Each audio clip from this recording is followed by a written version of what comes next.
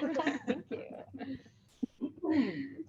All right, let's call this meeting to order. Good morning. It is 8:30 a.m. on Tuesday, May 9th, 2023, and this is the meeting of the Sandpoint Arts, Culture, and Preservation Commission, and it's now called to order.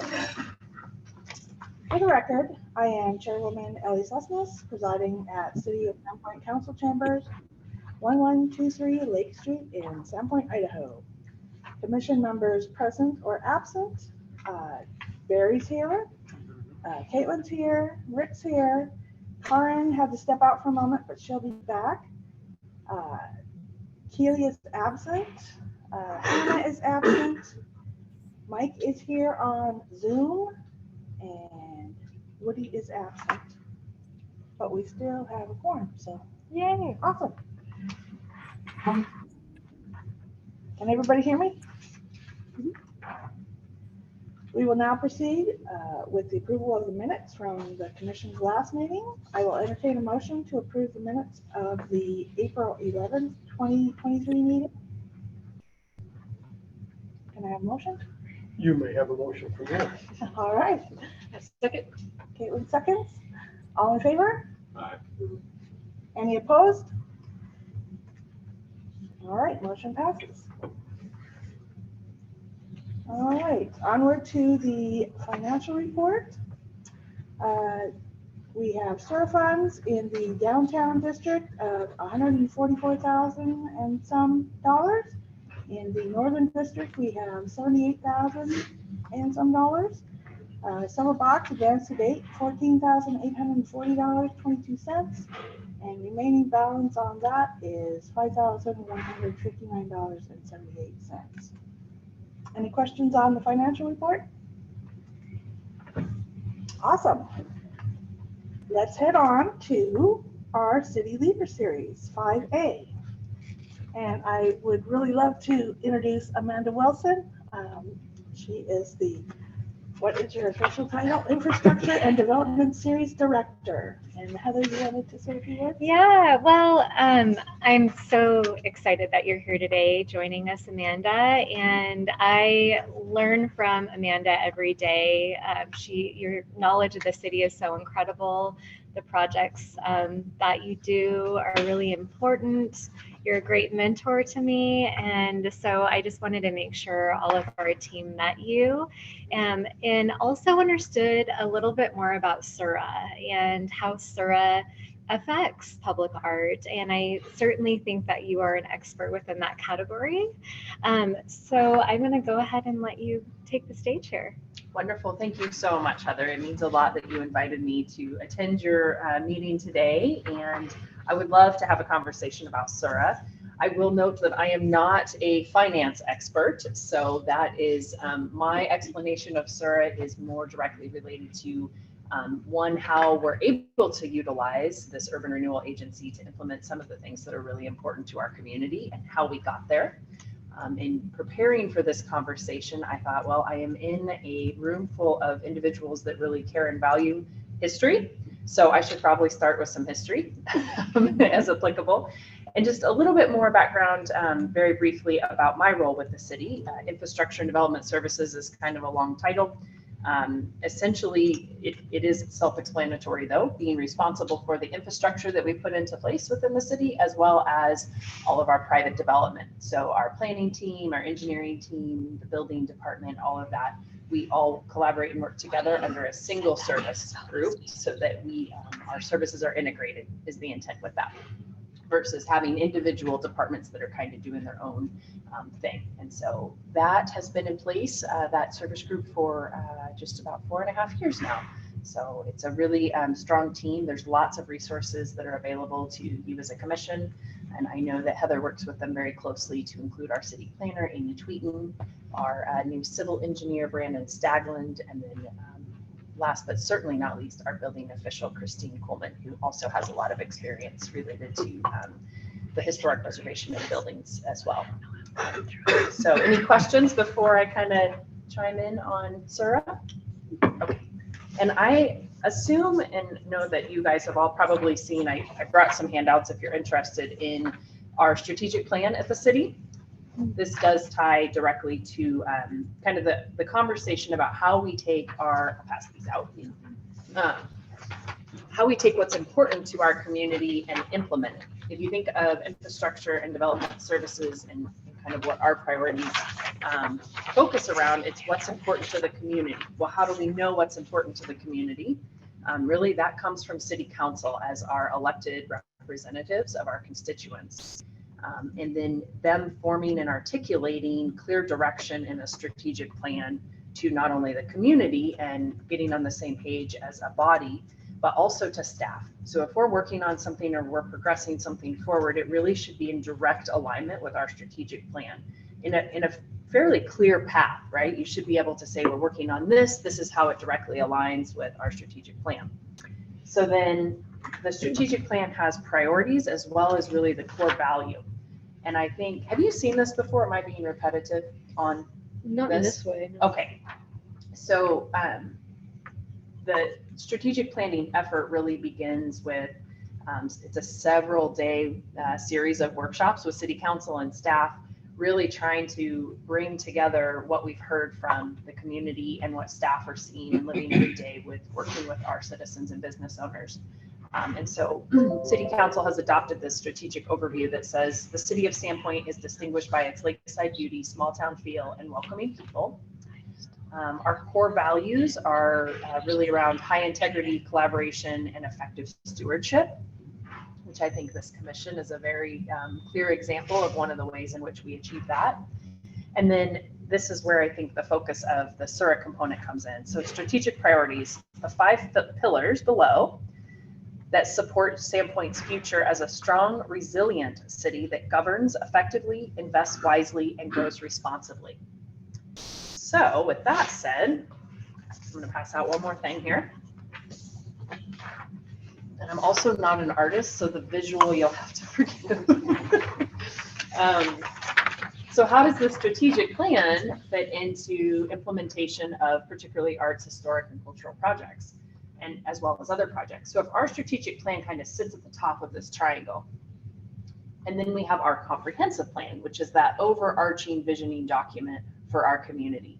That is very much what we want the character of our community to be and what's really important to us as well from a long-term planning perspective. So a 20-year vision, what are the values that we want to carry forward and how are we going to carry them forward? The state actually requires that we have a comprehensive plan. It doesn't require we have a strategic plan, but that is, if you think of the strategic plan as the business plan of the organization, that's based upon what's important to the citizens. And then the comprehensive plan is really our long-term 20-year visioning document. There's a lot of humor at times around the city sure has a lot of plans, but this has a point directly related to SURA. I promise I'm getting there, which is the next box. So various master plans you've probably seen or heard. Not only do we have our recently adopted and beautiful arts and culture master plan and historic master plan, but we also have a transportation plan and a water master plan and a wastewater master plan. So for every element of service that we deliver within the city, we have a master plan associated with that. And the purpose of the triangle is just to kind of help see how it fits in this overarching way in which we implement things. Because those master plans feed directly into capital improvement and then ultimately into our annual budgets. The triangle also works the other way. So as we go about updating everything above, we're looking to what was important here to feed into this plan.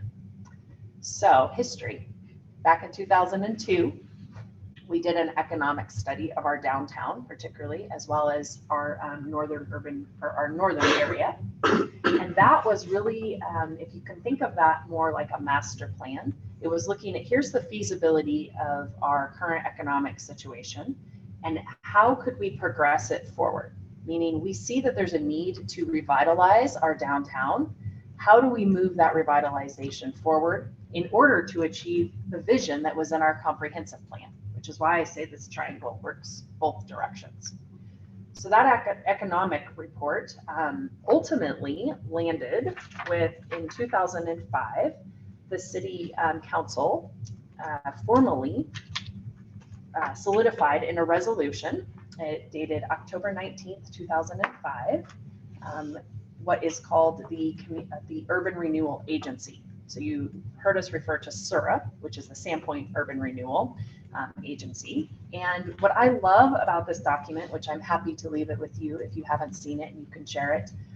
And I just wanted to read a few components of it to you because I think it sets the stage for the value in a formal manner of particularly arts and our historic buildings in the downtown core especially. There's a separate resolution for the northern area. But basically, this is noting that in 2002, the Community Development Block Grant application process, City Council took formal action to recognize that a healthy, vibrant downtown core is a critical component to a healthy, economically sound city. So I'm not going to read the whole resolution to you, but I thought that was really a beautiful statement. And it goes on to note that this is the area in which we're going to invest to revitalize, if you will, from an economic perspective.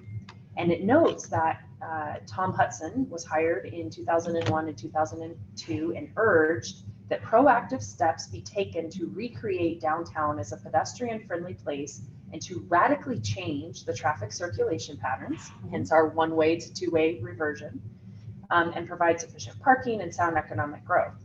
It goes on to provide findings and declarations, and this is the part I thought was most applicable to you, that further action be taken that a healthy downtown core must also include residential housing. There are underutilized assets in the downtown core that have become impediments to sound growth, including convenient connectivity between the downtown core and Sand Creek. And then this is, I think, especially nice. The economic vitality of the city of Sandpoint depends on funding, sustaining, and coordinating efforts to support arts and maintain significant historical buildings. So this resolution was not only a necessity, but it also a necessity to be able to form the urban renewal district. So per state law, city council has to say that there's a need. So they did that. And what is it that we need to fix? Right? If you think of it in simple terms. And so it was noting that 20 years ago, we really need to find ways to invest in improving that economic vibrancy of our downtown core because it obviously has a broader impact.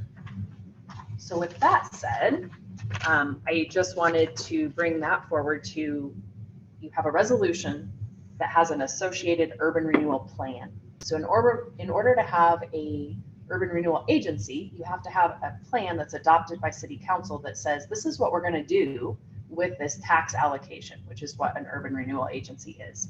It's setting aside funds specific to achieve a master plan in a defined area. And that's defined actually within Idaho Code, particularly Title 50, which is municipal corporations, and Chapter 20 is the urban renewal law. And so the law really sets the basis for what we can invest in, and that there needs to be obviously a structure in which we're achieving those priorities that have been established in the plan. So in Sandpoint, we have the two urban renewal agencies. We have Northern that has all of these things I just mentioned, and then we have Downtown. Within both of those plans, arts and historic culture were specifically identified as critical components to improving the economic vitality and achieving the goal. The tax allocation component from a finance hat, if you will, is basically saying the moment at which we formed the urban renewal agency, whatever the value of the land in that defined area was at that time is locked in and at that point in time. And so all of the taxing jurisdictions that are getting property tax at that time, that's their baseline, if you will, and they'll continue to receive the tax increments over time based upon that value of those properties then. Any increase in the value of those properties, so as private development continues to invest in those properties, that difference actually goes directly to support the master plan that was identified. So through the Urban Renewal Agency as well as council, certain percentages of the funding associated each year within the urban renewal is dedicated specifically to arts and culture. And that's the budget that I know Heather has had many conversations in here with you about, and that Ellie sat on and has given many presentations to the Urban Renewal Agency. So That's kind of urban renewal in a snapshot. It's really just a tax increment process to achieve something that's really part of an overarching vision by the city. And then the last thing I would just note, which you probably know, but I can't give enough plug to it, is we are currently updating our comprehensive plan. And it is on our website and available for you to review and directly comment within that document. There are entire chapters as well as many elements within the plan directly related to arts, culture, and history. And so I would encourage you to please get in. Feel free to make comments on that if you feel that some statements need to be stronger or reworded. There is no comment that is too small. And that's really the entire intent of getting the public, as well as you all who are even more involved, into that process. It's really valuable because it is a 20-year planning document. So did that help address some of your questions? That was great. Can you also talk to the fact that the makeup of the board, and so they meet once a month and kind of, and you know, how it's separate but connected, if that makes sense? Absolutely. So our mayor recommends and city council appoints the board members of the Urban Renewal Agency. They are a separate acting body. And they are responsible for managing, if you will, all of the revenue as well as expenses associated with the defined urban renewal agencies. So there's the two separate agencies, one board that represents both of them. And individuals that are interested in being on, they apply just like you all applied to be on the commission. The mayor typically interviews those individuals and then makes a recommendation to council. Their terms are typically 2 years, and as Heather mentioned, they meet on a monthly basis. It's the first Tuesday of every month at 7:30 here in council chambers. Those meetings are recorded as well, and they're available on our YouTube page. And our current chair of that is Eric Paul. So we often have a pretty good mix of different perspectives and expertise on that board, whether it's a finance or a development component. Ned Brandenberger is on it, for example. He kind of brings that, you know, housing component to it, which is really helpful. And he has, I think, a good pulse on the community as far as the needs in that area and the growth projections. So that's just an example of some of the commissioners that are on it. So some of their meetings are really short and they're just going over the financial component. Other times we're giving really detailed updates regarding our projects. So for example, our downtown revitalization phase 1 and phase 2 were fully funded by the urban renewal funds. Phase 3 will also be funded through that, and potentially some investments related to parking, partnership on the parking structure.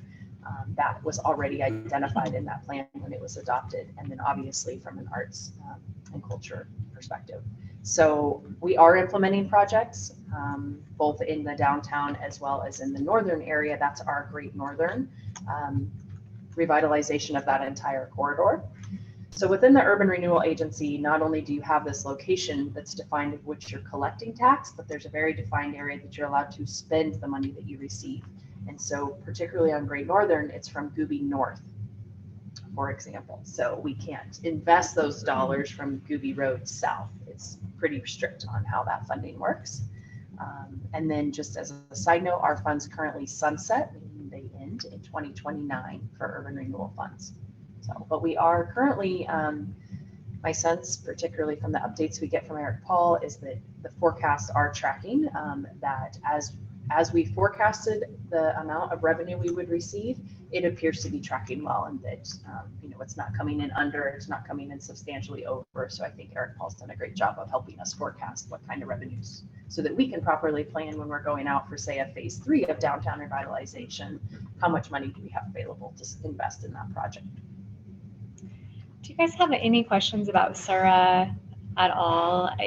Amanda is such an expert at this, so it's wonderful to have a live individual to answer. I guess, like, so this whole total we get shown every month is it's the whole thing. So if say our commission had a project we were talking about, we would just come and ask for a certain amount of that. It's like that's the whole pool, and it's not all just for arts, right? I don't know. Actually, Great question. that is a great question. that is actually our portion. And Yeah. our portion is 2.5% Oh, of wow. the sewer budget, Wow. which is That's amazing. insane. That's And Such a gift. We're really grateful for that. Yes. I mean, I'm just so amazed at how much that total is local, And let alone that's, the total. you know, that's why I'm very supportive of Sora, and I always try and make sure that they know how appreciative, you know, us as a commission and as a community are for those funds. Yeah. Yeah, it's Ellie's amazing. amazing. I think you've been to every single meeting. I Not do every a- single one, it's But the early close. one, it's the early one. I do a staff update as well. And so whenever we have a project like the silver boxes, I went to them, I give them arts updates, anything we can to let them know what we're doing here as a commission and how we are so thankful to them. So as our well. commission would go to the Sura board when there's a project where. That's right. So it's that step, and then it's also council too, and we'll talk about that in our fund policies and procedures today. But yeah, they definitely will be in the loop. But as I understand it, it's not a voted concept. It's just presentation only. When I give a presentation to Sura on like the silver boxes, or I'm new at this as well, so I've been in training on Sura Connection. Yeah, the buy-in is essential. I mean, I think that the board has done an exceptional job of really recognizing that our staff, as well as this commission, is the experts when it comes to arts, not necessarily Sura, just like transportation, right? They're not weighing in on how thick the asphalt needs to be, for example. But that buy-in is really important because they're responsible for ensuring compliance. So if we're asking for something, for example, or we're doing a project that's not in alignment with the urban renewal plan, that's a problem, and they would weigh in on that. And then they also do have a voting aspect when it comes to the budget every year. And so while that might be the total amount, we identify projects to be spent in the coming year, and they do approve that. So it's more of an annual budget approval process, just like we do with city council, right? We say, hey, we're going to do these 3 pavement projects, and we're going to replace this water line. We're also going to do this arts project, right? And so that's all part of the annual budgeting process. We do that both with city council as well as with Sura. The two have to be in alignment. Perfect. So it will sunset in 2029. Mhm. What is the steps that we take to continue having urban renewal?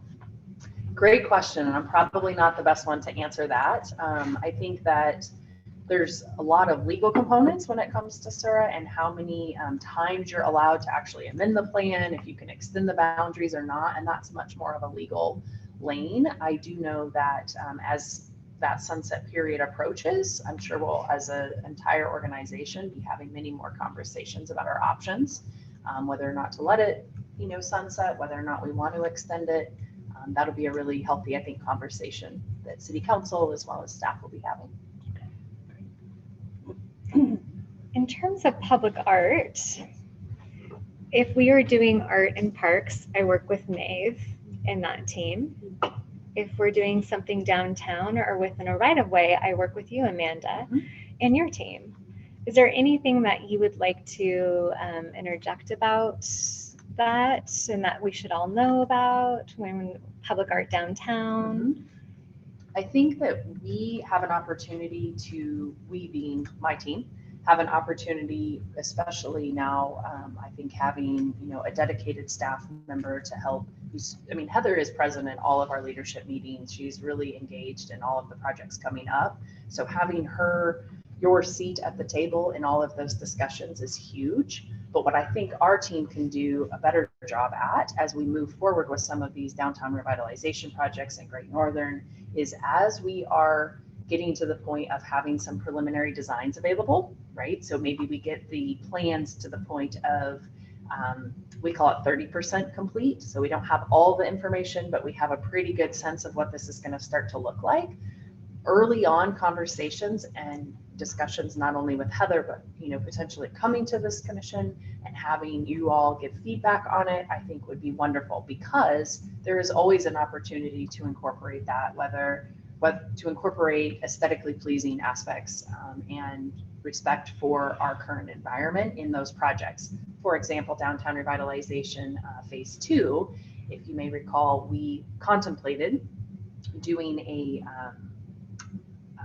like a stained type of, or a colored concrete in one of our crosswalks, right? So instead of doing, you see in many communities like a rainbow crosswalk, for example, which are really, really cool. In our revitalization phase 2, we contemplated, okay, could we do a colored concrete in that main plaza area in front of the Canada at Main and First? And we ended up not being able to afford it, but we went out to the public and said, here are your options on colors. What do you think as the public? Well, that would also be a great conversation, I think, to have with the commission. And I think we did talk about that a little bit, but. Yeah. Yeah. And I think just continuing those Yeah, types those of examples conversations, yeah. and those Cool conversations. idea. Such a cool idea. It's so fun. Yeah. And I think that art in our public right of ways is really a viable approach. And there's many opportunities to do it, I think, in a cost effective way and in a thoughtful way. As we continue to move forward with phase 3, we're really at that Bridge Street intersection area. And so I think there's opportunities there. There's many elements within your master plan that talk about gateways. And so, I mean, you all are really the experts in that regard. And our role, I feel like, is making sure that we provide the infrastructure to help accommodate it where possible. So that helps answer. Oh, that was your question. great. Absolutely. This is something that you may not be able to answer to. You can tell I have tons of questions always for Amanda. I love your question. I'm always trying to wrap my mind around thinking about downtown having public art on private spaces. Do you have any feedback about that and navigating a situation such as that? Yes, I think that the downtown businesses, many of you probably know those individuals, and I think there's a lot of opportunity for public-private partnerships, and there's a lot of examples across the country for that. I think coming to a point at which there's, a structure to be able to handle that process as well as those future agreements is something that we actively could pursue. And I think there's a lot of different strategies to do that. I think that Jennifer Stapleton, our city administrator, as our economic development liaison with our business community, if you will, is having some of those conversations. And I would strongly, recommend that we continue to lean into that. And I know she is really active with our business community. So understanding the ideas that you have, Heather, getting those to Jennifer is probably a great way to begin the conversations. Once the conversations are started, then I think it's just developing that framework to make it happen. But there's certainly precedence for it. We've been, and I know that Maeve and I have shared some pretty cool photos with Heather from a recent trip where there was public art placed on the outside of some of the private structures that was more of like an art alley, as not quite so similar to our art alley, but actually mounted, art, for example, on the outside of the wall. We have a lot of individuals that are doing, a new development, or you've probably seen the Pie Hut that's in the process of revitalizing its outside face. And I think I'm using the wrong word there, panhandler pie. I'm sorry. Yep. I get the two confused, which I shouldn't. Anyhow, so that's going to be a new restaurant, and they're refacing that building. That particular developer is really excited about art. He is very passionate about it. And so trying to find creative ways to incorporate art on his building. In other words, it's a private developer seeking input from the city, I think, is a really beautiful opportunity to say, yes, we're here to help, versus that, we're forcing this on you aspect. And I think there are many, many in the community that are excited about participating in that conversation. It's just engaging them. So, Thank you, Amanda. yes. Wonderful. Any more questions for Amanda? That's very comprehensive. Thank you. You're welcome. So fabulous. Thank you so much You for are welcome so presenting, much. Amanda. Thank you for and having me answering here. I my really questions. appreciate it. It was nice to meet all of you. And thank you for all that you do. I know it's a big time commitment, but it's hugely important. Appreciate it. Thank you so much. Thank you. Thank you. All right. That was very good. All right. Onward to old business. 6A is the NEA ARP subgrant program, and Heather's going to give an update. Perfect. So this is the National Endowment of Arts American Rescue Plan funding, just as a reminder what that means. So this is a subgrant that we created. we had a semi-annual report period. All 8 of the nonprofits submitted, and the narratives needed work. So those were kicked back to them.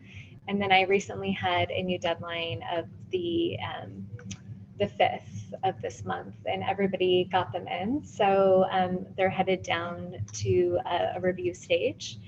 So we're excited to kind of get that wrapped up. Many of them are closing out at this period, so they've spent all of the money that they were awarded. Some are doing a semi-annual report, but it's been quite an exciting journey going through this process. I think at the city, we're certainly learning too. One of the things, I'm working closely with our procurement officer, Cheryl, and she just got back from grant training as well. And she talked about how when you go through a process with federal and state grants, you're actually being judged on your performance and how you execute that grant, which I thought was really interesting. And they keep that record, and that actually affects your ability to get awarded in the future. And I thought that actually was a really important element that we should possibly integrate into what we're doing.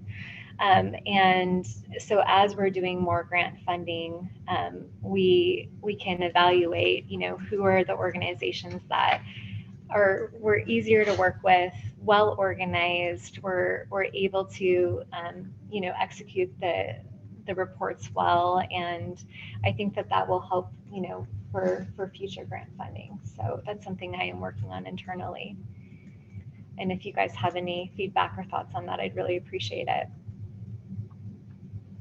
Perfect. Yeah, great job coordinating all that. And it's interesting that everybody on down the line is getting graded. Yeah. Who knew? Yeah, absolutely. And again, like their performance with us affects our performance in getting that larger grant, 2 sub grants. So it is really important that we're all on the same page with that. And I'm also learning about how can we help these nonprofit arts organizations build capacity so we have smoother processes in the future. But there's been a few where I'm having to go back at least 12 different emails trying to resolve one issue with a document. And so it's been interesting, but I think a great experience, learning a lot. Good. Well, thank you for accommodating that. Hey, is Woody online? Woody is driving right now, and so he's via phone through Zoom. We are having technical issues, so unfortunately he is not able to be unmuted. All right.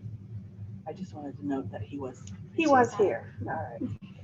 All right. If there's no more questions for the sub-grant program, let's move on to 6B, the Idaho Commerce Gem Grant. Okay, so just as a reminder, this is the grant that we applied for on behalf of the Canada had to have their roof replaced, and through the Idaho Commerce. It was an economic stimulus opportunity grant. So where we are with that stage, we received the contract, we have it signed, it's back with Commerce. We're waiting for them to give us an officially signed copy back. Once that's done, then the Canada receives a agreement between the city and the Canada, because it is essentially sub-granted funds, community funds that are going to this particular project. And then from there, they can start getting the roof replaced. And I know they are excited to have it done. They have a contractor all lined up. One of the other things that we've been working closely with them on is because it's sub-grant city funds, they have to go through the same procurement process as we do at the city. So that means that they have to have 3 bids, and they have to go with the lowest bid as well. It's all working out well. But through this adventure as well, it occurred to me that when someone approaches us at the city and they say, hey, we're interested in this opportunity, would the city apply on our behalf? I'm going to do my research and make sure that I have all of the documents that I need and all of all of the information that I would need from them, sit down with them and be like, here's the process, here's what we need. Are you still wanting to do this with us? Because grant work is very involved and it takes a lot, especially with state and federal grants. And so I think there definitely should be that kind of review process and discussion. And the Canada has been amazing. They have such a great volunteer force. During both of these grants, the NEA and the ARP and the Idaho Commerce, they had a change of executive director. The new executive director is doing a great job of keeping up to date on it, but it's certainly a lot. So that's kind of where we are with that one. So is the Canada, are they getting the NEA too? Yeah, they got $7,000 for general Can't keep track operations of all the support. grants. I know, it's so hard. And so most grants are project based. So the fact that that's for just general operations is huge. Yeah, cool. Yeah. And so they're in their closeout period on that one. Thanks for helping us. You're welcome. And then we were able to do matching funds for the roof. So it was 41,000 and the whole project was 139,000. Very good. Any other questions on that? All right, let's move on to 6C, our project teams reports. So So, I'll give the highlight and then you want to do the details. As Sure. many of you know, we meet every Monday at 9 o'clock here at the city. And it started out with historic preservation, but we were accomplishing so many things that we decided to expand it for other projects like the policies and procedures for public art. I thought it just made sense. So do you guys want to talk a little bit to what we've been working on in terms of historic preservation? sure, Barry. Historic preservation. We're looking at many of the homes around the area, as well as the downtown district. And we've done a little bit of a research on the types of homes that might meet historic priorities for the state grants and things of that nature. And we've identified perhaps about 9 or 10 different buildings within the district that has been they've been looked at previously through surveys, and Heather and Elliot have done a really nice job of putting together the old surveys so that we have something to work from, number one. And I've been kind of taking on a role of myself of looking at what these buildings are from an architectural point of view, and prepare some of the information for looking at them preservatively and some way for the future. We don't have identified what that is exactly, but it is expanded and it's evolving. And I think Kelly can also speak to the rest of that and the other items we've been working on. We've been busy, actually. We've also talked to Christine in planning about accessory dwelling units and putting together planning books for the public to have an easy design that they can build without having to, go through all of the rigmarole of getting an architect and doing that kind of thing. So we've been working on that. We also, we'll come to it in a minute, we've been working on the public art policy. What else? That was amazing. I think we got through so much, and was it 2 hours just trying to finalize that, which we'll talk about. But yeah, essentially a lot of projects we're seeing the value of how history can support the different teams throughout the city here. And what that current project we're working on with historic preservation, which could help the ADUs, and it could be a museum resource. It's for education, advocacy, and rehabilitation potentially, would be these pattern books. So we're just gonna we're gonna set that seed out there, and we're excited once we get a little further along to share what that product is actually gonna look like. You're on my radar. I have not fallen off the planet because I will need to be there on Monday mornings at 9 a.m. I realized somehow it fell out of my brain. So, No problem. but you'll see me. I look forward to it. Looking forward to seeing you. Yes. Yeah, and you guys are all welcome to join. They're amazing meetings, and it's just fun. The creativity and the energy that we're building from those meetings is really wonderful.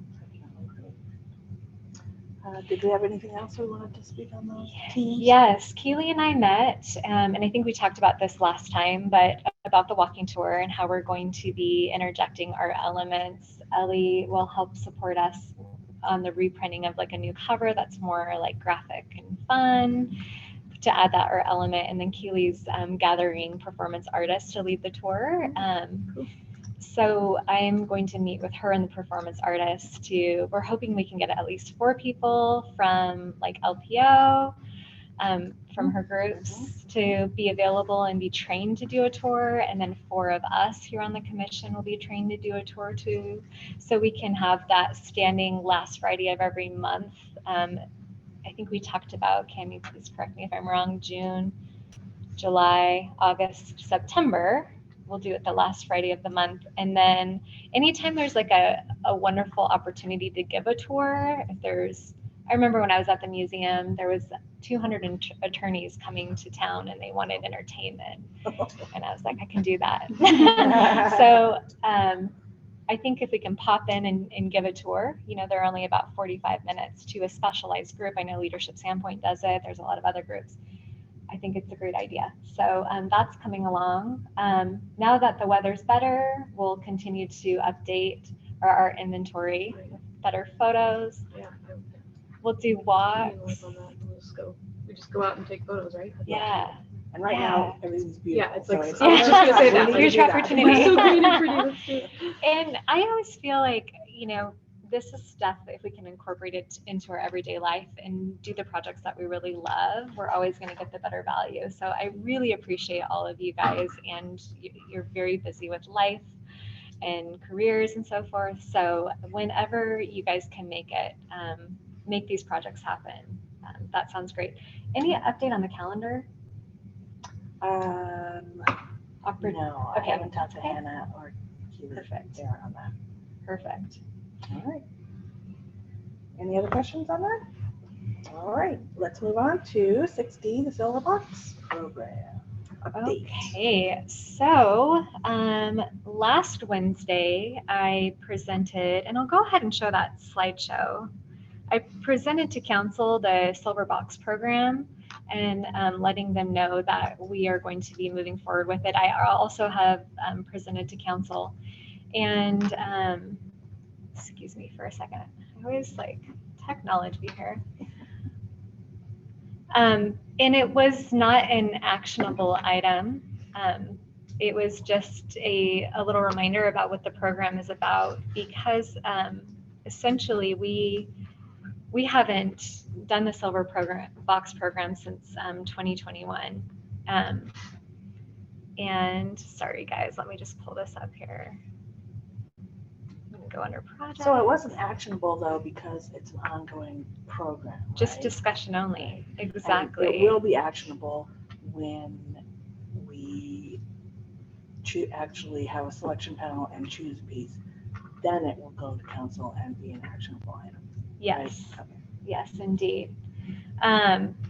So essentially, I just told them I showed them a map. My computer's being a little weird, and kind of told them a little bit about how the program works. We have the 3 boxes. We're going to do a call out to artists through Cafe, which is a program that does the call out to artists for us. Each artist gets $1,000 stipend, and if the artwork sells at the end of the period, we get 10% at the city. And whenever I give a presentation to council, I always tie it to the goals out of the action plan, which I think is really important. So they understand the why we're doing it. And again, this is our art on loan program for more of 3D works that can withstand the structure or the elements outside. Yes. So it definitely helps with the space needs for artists, building capacity for a for-profit environment for artists, and also just helping with the overall creative vitality of the area. So we have those 3 plinths that are over by like Columbia Bank Building, where Monarch Coffee was, and by the post office. Anything to add to that? Is it gonna be a rotating art exhibit thing? It's an annual. Annual. Absolutely. And now that we're really up and running, we hope to kind of have it all dialed in. And so we'll already be able to have the next call to artists kind of ready to launch when those ones are de-installed. And Ellie, you can talk to this as well, but we had reserved funds for the Art on Loan Silver Box program within SURA, and that's the $14,840. That was the original amount that we kind of did reserve funds for that project. The remaining balance is $51.59 and change, and so that will cover one more That'll cover cycle. This cycle. So then we'll have to decide how we want to fund next year. Anybody have any questions on that? Do you have artists picked already? For these next? No, so So we'll send out the request for proposal on Cafe, which is the call for artists. And then we'll see how many applications we get. And then we'll have a selection committee. It may be us, that remains to be seen, to pick the top 3. And then that's what goes to council. If they like all 3, then those are who are chosen. Cool. So, yeah. So it does have to go through a couple of stages of selection. Why is it maybe us? I thought all art would go through. it's mayor appointed for the selection panel, is that correct? Yes, we've done it both ways where the mayor will select an actual panel of other, citizens who will actually do the selection. Usually it depends on how many applications we get. But yes, it will then go, it comes to us. So we get to see him. I just We want get to see Yes. it. We get to see it, and then we actually recommend it to council. Oh, okay. So And then council is the final say. good question. So it's like, and have you always done the selection panel for Silver Box historically? See, that's the thing. I think that the first time we had a separate selection panel, the second time, I think we did it within the commission. So we might have to go back and look and see exactly what we did. It's been a couple years since we kind of held off during the COVID time. So my memories, I'm old, I get. Reorganize. Okay. And so if we did have a selection panel, they would like fine tune the recommendations and kind of go through the criteria. And then they would share their recommendations to us, and then we would decide, and then the commission's recommendations would go to council. So it's like a filtering process. But yeah, it's very exciting. It is exciting. It's great to have it back on board. That artwork being up there on the street as opposed to in the park, I think a lot more people see it every day, people that might not otherwise run into public art. And so I love the program. So, and I wasn't the originator, but I ended up having to take it over, and I'm pleased. I with how think it's that come you out. are, I would consider you one of the originators. No, I wasn't actually. I had to, no, it was an interesting process. But yeah, so I'm looking forward to it. When do you think we'll have the call for artists go out? So I have been working with Cafe, which is the call to artists software, and the agreement is waiting to be signed with administration currently. So when that's signed, then we can start as a commission formulating what we want that call to artists to look like.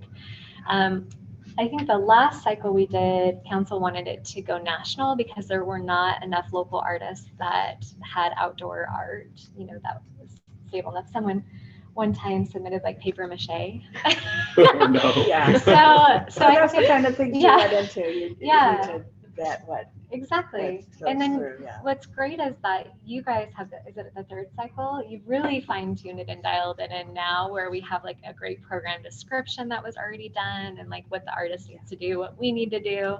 So that was really helpful. I think originally too, we didn't do cafe. You actually just went to POAC and had them, let their artists know, and you found that we needed to kind of go bigger. Broader, yeah. With cafe, can you do what, local, like city, region, Have you- nationally, or is that how that works? Or? Yes, they have options to where who can apply, basically. So if we put it out on cafe and they said Sandpoint residents only, obviously that's a smaller pool. And so there's various stages of regional, national, international. And I don't believe it costs any more to do that. It just puts it out to a bigger pool. Cool. And depending on what projects we're working on, that's any one of those types of call are reasonable. Yeah, because I like the Pacific Northwest region, but everybody's doing everything, right? Yeah, So exactly. yeah, and I guess that can be done in the filtering process too. Yeah. Oh, absolutely. The bigger pool you have, the better For sure. end product you'll have, I think. No, that's awesome. Yeah. And Ellie's, and Barry, I might put you in that category too, possibly Hannah. They're the experts on this. I am new at this whole process with public art, so it's kind of exciting because I'm learning, as you all are, that haven't been part of the public art process. So I'm so thankful to our experts here that can help us. We're all working together. That's all right. Well, if there's no other questions on that, let's move on to our favorite, the public art policy procedures. So this is a document that I believe you two were a part of in 2016, and it Well, was. we worked on a revision in 2016. This policy actually has been in place since the inception of the commission, and so Brilliant. that was way before my time even. But we did try to do a revision in 2016, and then we kind of got put on hold because within the city, it was determined that we were going to have an art master plan. So being that said, having a master plan was going to change a lot of things that would happen in this document. So now that we're back as a combined commission, we are revising this to reflect what the commission looks like now.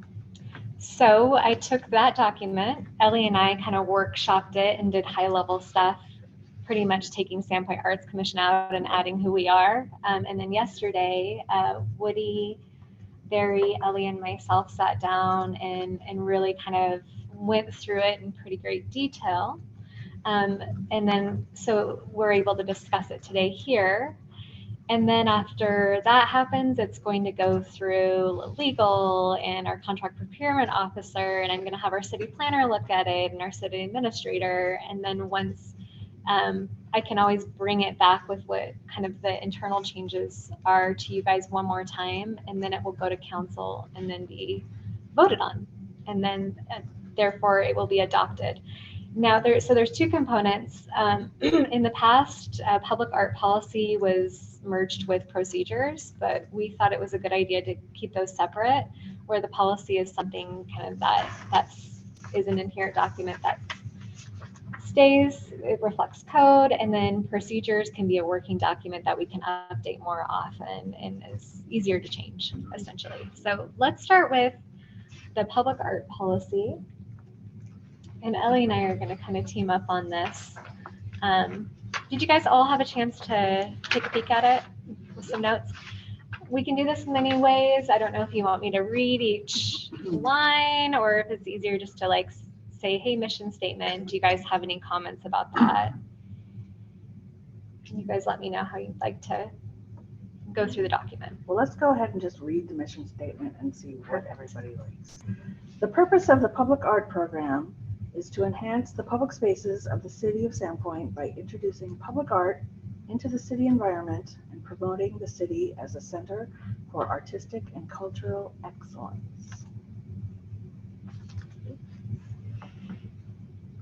That sounds good to me. The thing about mission statements, as most of you know, is you want to be to the point, but you want to be somewhat broad and open, I feel like. And I think this does that. I think so. I like it. So the purposes and goals. What did we do with this? Did we chop this up a little bit? I thought that we took one out that didn't really make sense. But I think the goals are pretty concise, and what we did as well, we made sure that these aligned with our goals of the master plan.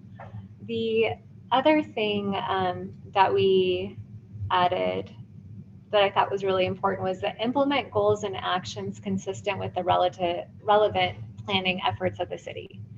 So what that means is if we have a master plan, everything that we're doing needs to also reflect those goals and actions as well.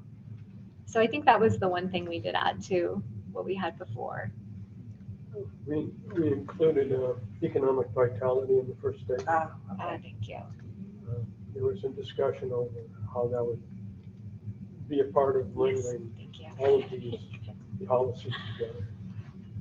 Because that was missing in the past. It was just a way of introducing the note that there is a financial responsibility in all of this. We did a lot of semantic changes, a lot of grammatical things. We even have currently a typo in one of these.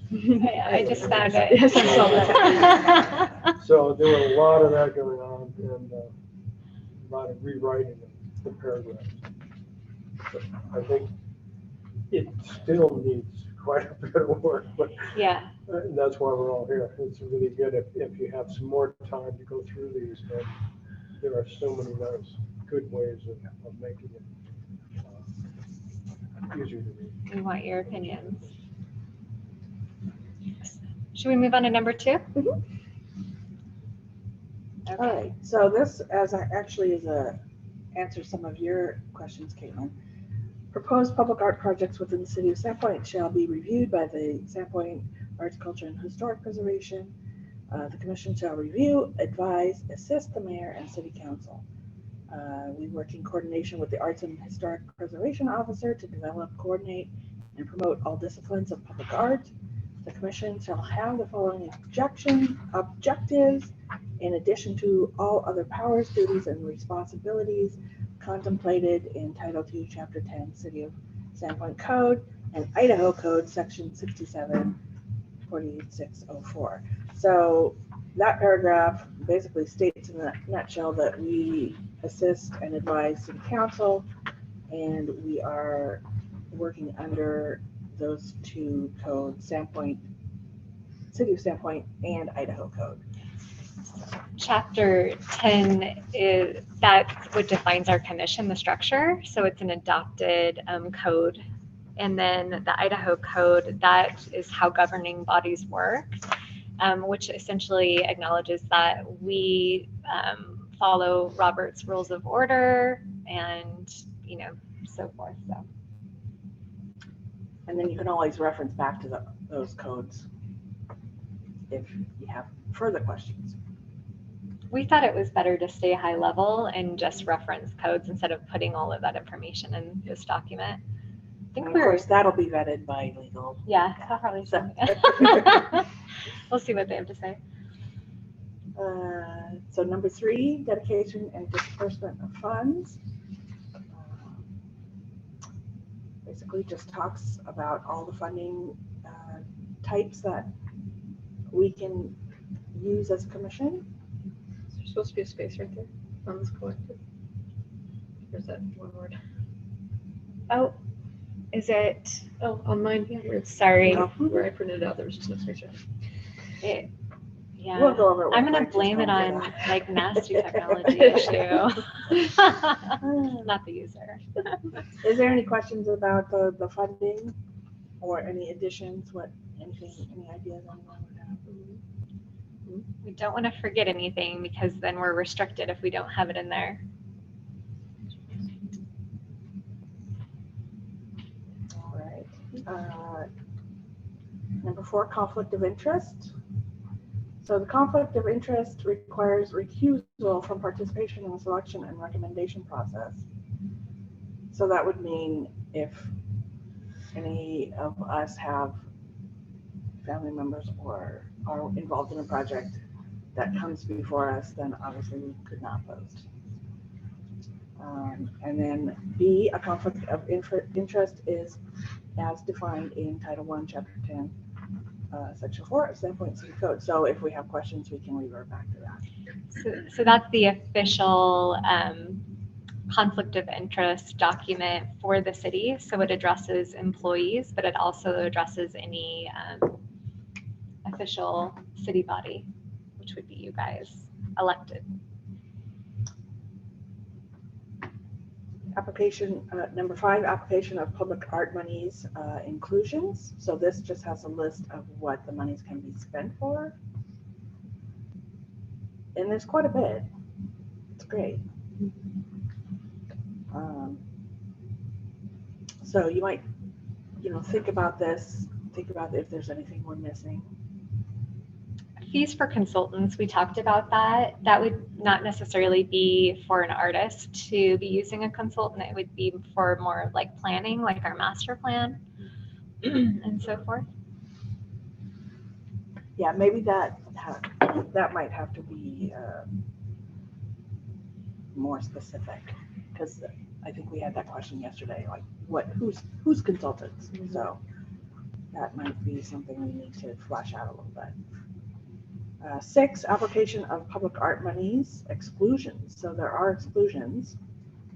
One of the things we talked about, which was in the original document, is artworks which are not originated by an artist. So, and then B, decorative or functional elements designed by project architects, landscape architects, or their consultants without artist collaboration.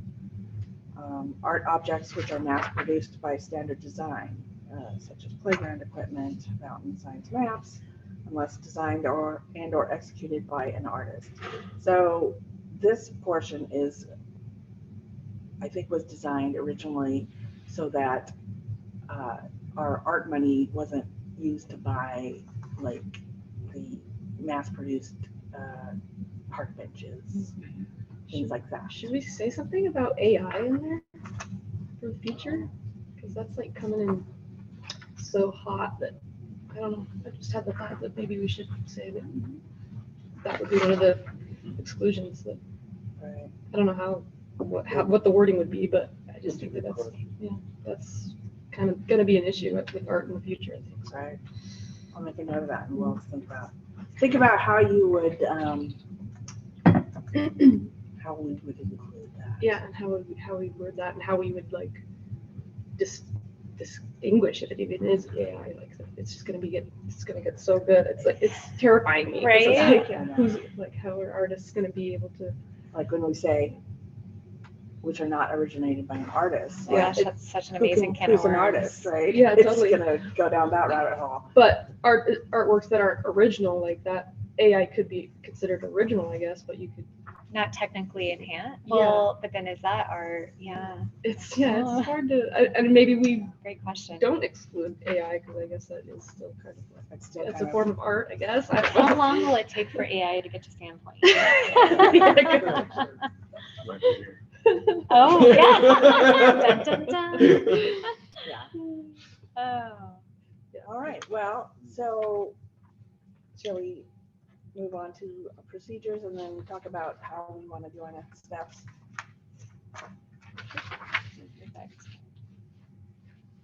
So, as Heather said, these two documents were combined in the original policy document.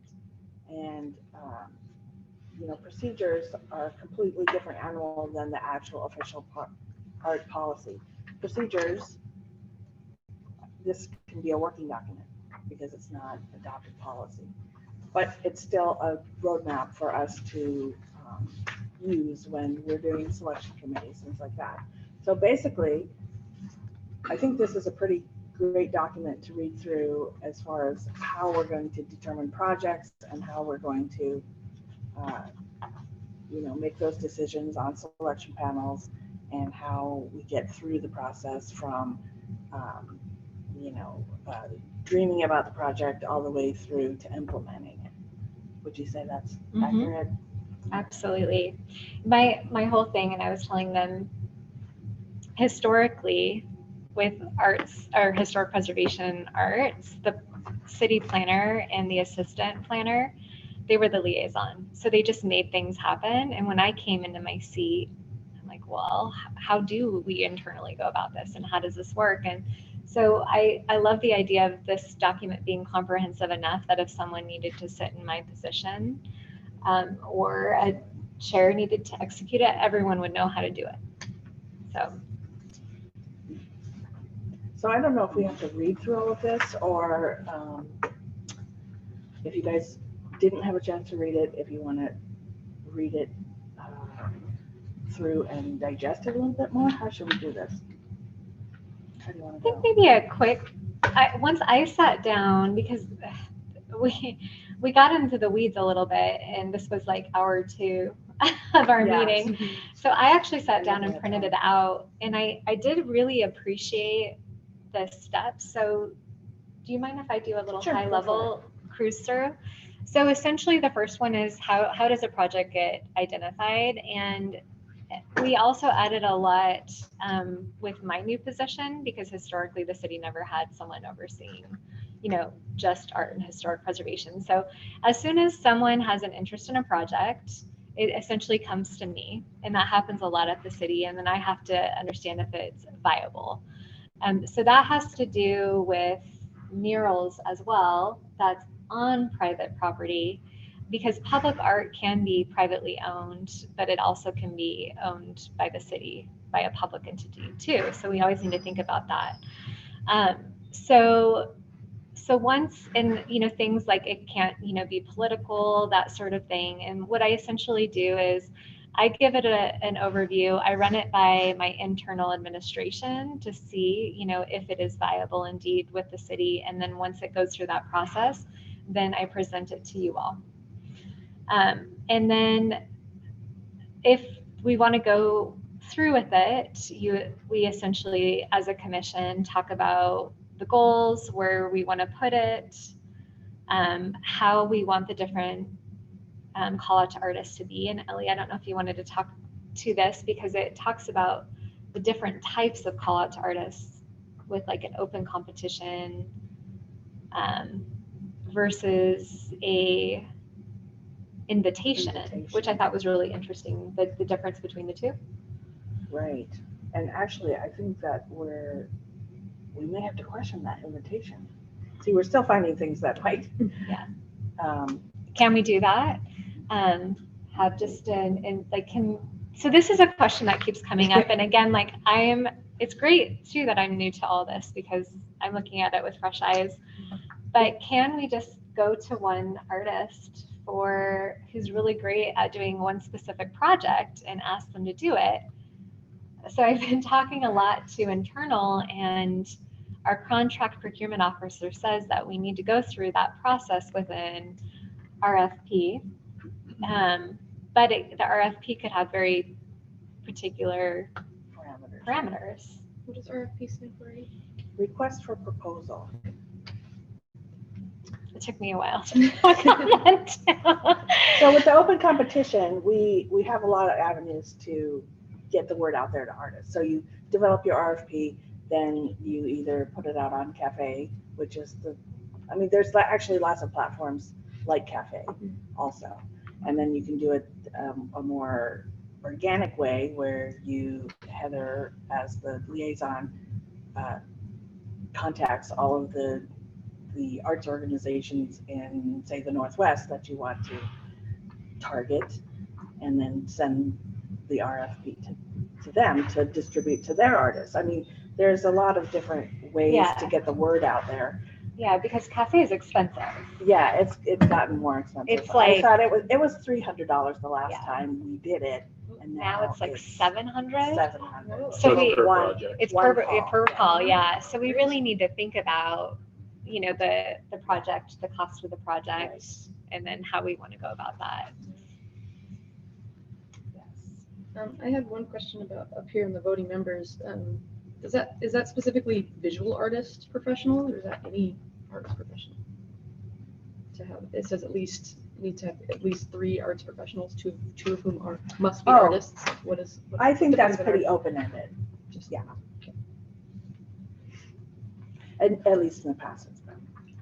So I think what I'm going to do when it comes to selecting artists, I think working with Cheryl with procurement would be really helpful to kind of define that. But are we thinking that are we limiting it to just open competition or invitation? Or do we just want to make it more broad and say, determine method of selecting artist? I think we do need to make it Okay. more broad. So I'm going to take Especially out, since we don't exactly know.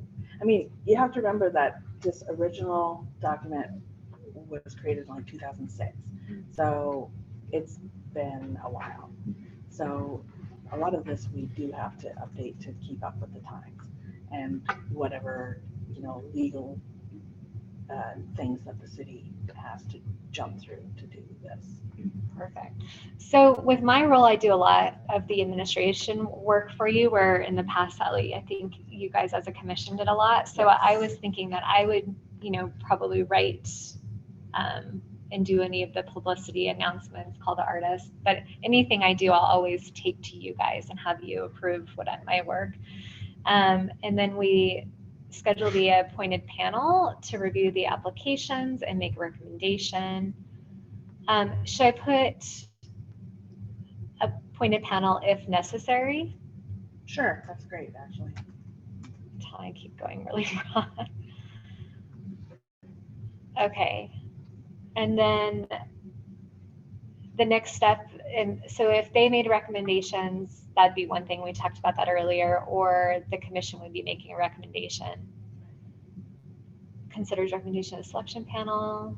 And then so that's when so the commission is always the step before council. So then, for instance, with Silverbox, you pick the 3 artists.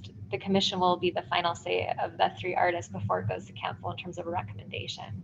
Council obviously is the final say, and then they approve it. And then this was I thought, great to leave in. If it's approved by city council, then it becomes property of the city of Sandpoint. Now, that doesn't work for art on loan though. Right. So should we take that out? Yes. Because that would be Yes. in a artist's agreement, essentially. Right. Okay. Yes, absolutely. I think of these as fun little puzzles. It makes it much more interesting. Okay, so I changed some of the headers to make it a little bit more clear. I put method of appointment of panel members. So this is the process if we have a panel. And essentially, it tells it goes back to how we can appoint a panel. And this is it's at the mayor's discretion essentially. But I think we would decide. We would have recommendations Yeah. to him, and then he would. Exactly. An example of a panel, a lot of times what we'll do is we'll have community advisory councils, which are kind of little ad hoc committees for special projects. And we had that for the NEA ARP grants. And Ellie and Rick, you were on that one, but we had other people within the community that participated in that as well. So it's just that additional support. And a lot of times it takes a lot of the pressure off the commission, or if there's a conflict of interest, to have the community deciding, the experts within the community. So that's where we would have that panel. Any comments about that? Okay. Well, can you explain the established formula? Ellie? Well, again, this was before my time, but having, 7? I think it goes back to Robert's Rules of Order. Does it? I think so. No. But why don't I run that by the legal? I'm sure there's another word for formula that would accommodate. what it is. Mhm.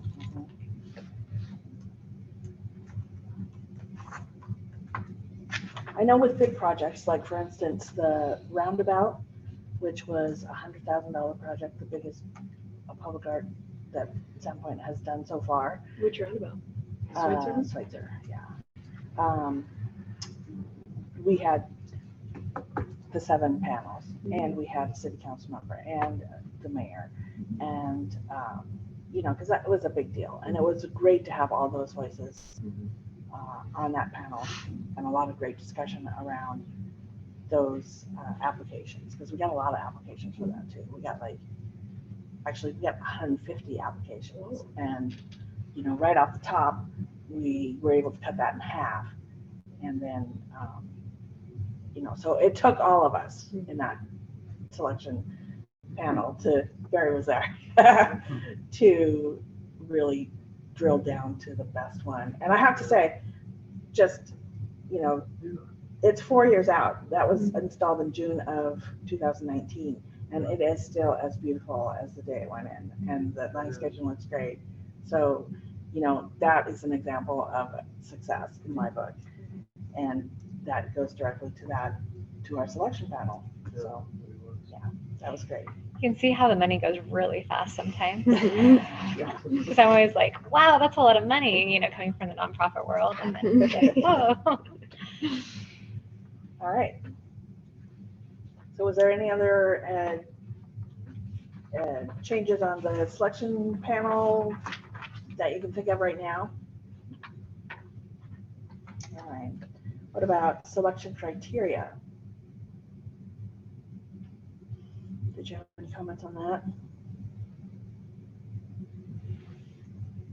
I think it's pretty self-explanatory. You know, it's just, again, you really have to vet the artists, especially for large pieces, to make sure that they're a team player, they've had previous projects that were successful, you know, obviously if it's aesthetically pleasing to the community, things like that. So that's that word I was looking for earlier, criteria evaluation. there you go. So that should be done with artists and anybody we really work with. Yeah. Because, yeah, it can get complicated. No, and that was using that project again. Troy Pillow, who is the artist that worked on that. Again, we put that out to a national audience per city council. Actually, we were going to keep it to the Northwest, but city council asked us to put it out to the nation, and we ended up picking Troy Pillow from Seattle because he had an excellent track record. He, you know, presented a beautiful project, and in the end, he kept it on budget and on time. Presentation was excellent. Presentation was excellent. So, I mean, it's just like this criteria is so important to, you know, to the success of the final product. Just like hiring somebody for a job. That's what you're doing. Kind of, yeah. And you we just look through a business lens. Yeah. That makes sense. Perfect. All right. And obviously the criteria for artwork, especially outdoor public art, there's a lot of things that have to go into it. And I think this covers a lot, you know, just about everything.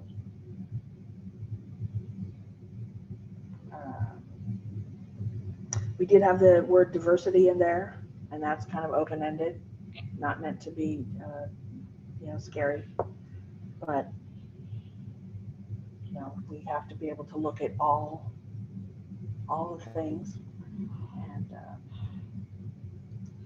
we don't want all rusty projects.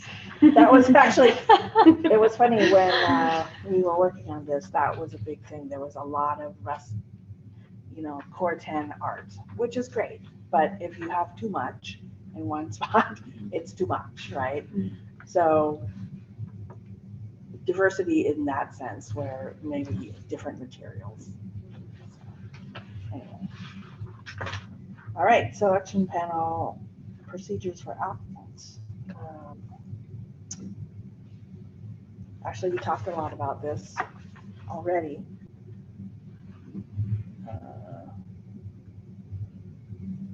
Again, in using that as an example, after we had dialed down the selection to 3 projects on the roundabout, we actually asked all of the finalists to come present to the commission before we made a final decision. So that's something that is important because like Barry said, the presentation was excellent. They were all excellent actually. And it was great to see them. And some of them traveled, he traveled from Seattle, somebody traveled from Oklahoma City. Wow. I mean, when people are, spending or going to, make a project that large, it's great to see them in action.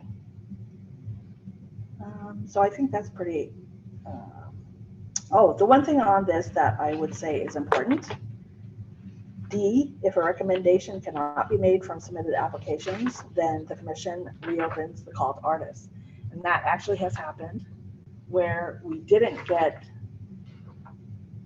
the kind of work that we wanted. And we said we can't accept any of these, we have to reopen the call.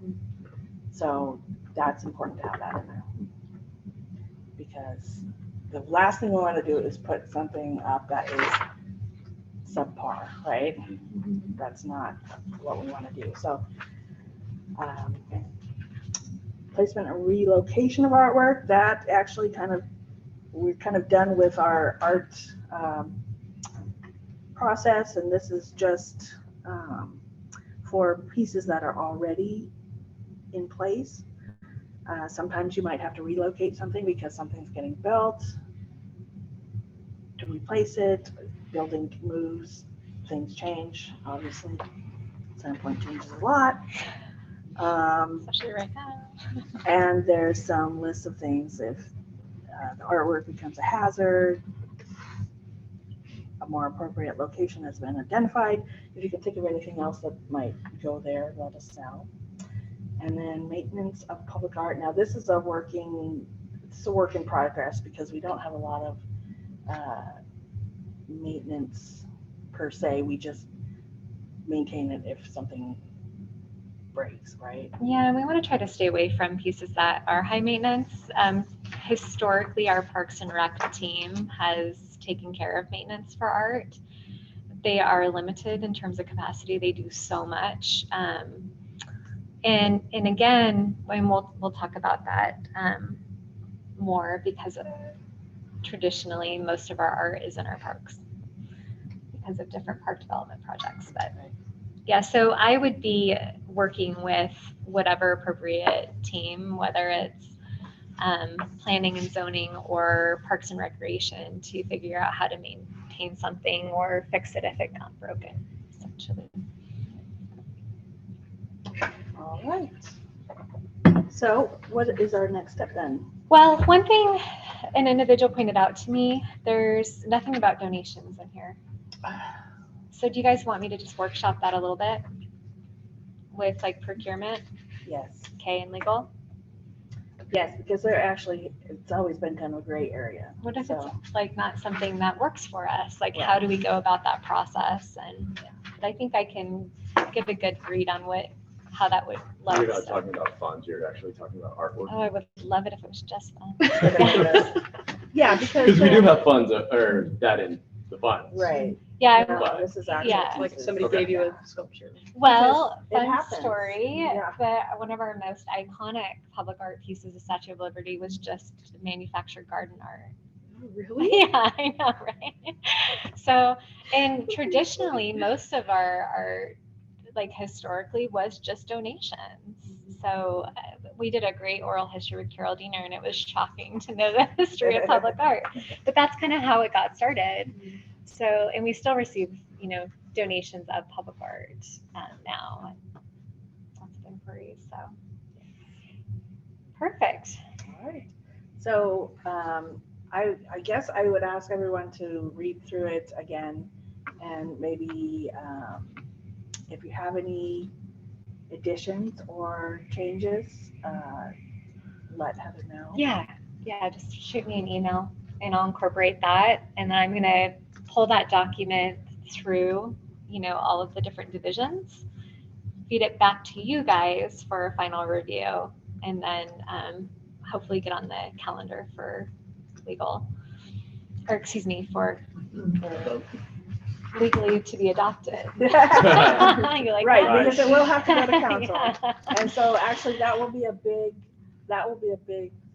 check off our Huge. list of things to do once that's approved, because that will have cemented our combined commissions and we'll be all good to go. Absolutely. Awesome. So just for my clarity, art that is being displayed can be purchased, or are we talking about art that's really forever? So whatever is being implemented has the purpose of living there forever and will never be traded in or exchanged for another piece of art. Is that right? Yeah, so if the city has a very strict process with like procurement and also surplusing anything that no longer makes sense to the city, and it goes through a very public process. It has to go through council, and then it goes into like an auction setting essentially, and that has to do with every single piece of paper. Nothing can be given to anybody. It has to be like disposed of. And So the city goes at some point and says, this piece is no longer relevant. Let's say in 20 years from now, we envision something different. Then the process would be for the city to decide, we're going to move on to a different piece, and that piece will then be auctioned off. so it would come to me, and then I'd bring it to you guys. And I think a great example would be like our scuba diver out there. So it is past the whole like maintenance. It probably needs $5,000 of sandblasting and relacquering. So essentially that public art piece will probably end up just disintegrating.